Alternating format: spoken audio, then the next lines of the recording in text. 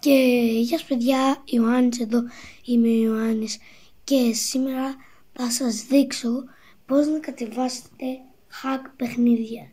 Δηλαδή τα παιχνίδια που έχετε να τα κατεβάσετε hack και να τα έχετε όλα.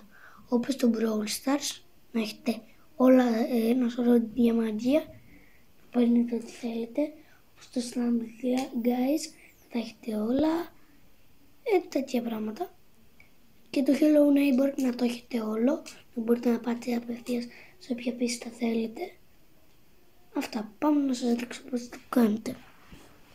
Πηγαίνετε και γράφετε εδώ πέρα Happy Mode. Πατάτε το πρώτο που θα σας βγάλει.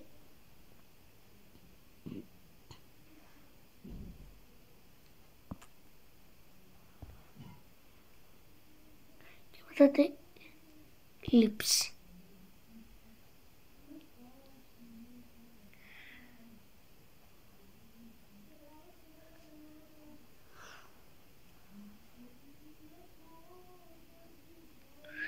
Περιμένουμε να κατεβεί.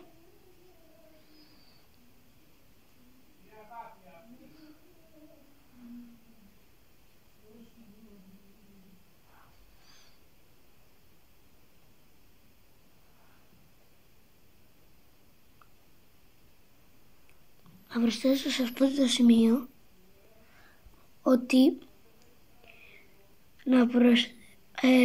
όποιοι φοβόστε λίγο τους κινδύνους, στην αρχή θα σας βγάλει ότι καλά έχει κίνδυνο, αλλά εντάξει δεν πειράζει.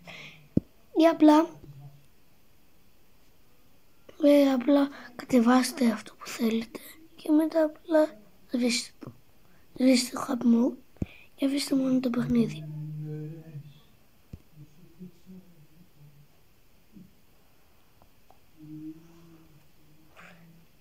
Τέλος πάντων, θα το κατεβάσετε, θα σας εμφανιστούν εκεί πέρα πράγματα για τις άδειες και μετά θα σας βγάλει ένα και καλά ότι κίνδυνο, ένα σηματάκι του κινδύνου και θα σας κάνει αντίστροφη μέτρηση και άμα το αφήσετε και περάσει και μετά το πατήσετε, θα έχετε την εφαρμογή, θα μπείτε και θα κατεβάσετε το παιχνίδι που θέλετε και θα τα έχετε όλα. Και θα τα έχετε όλα, όπως το Among Us, όλα σχεδόν. Αυτά.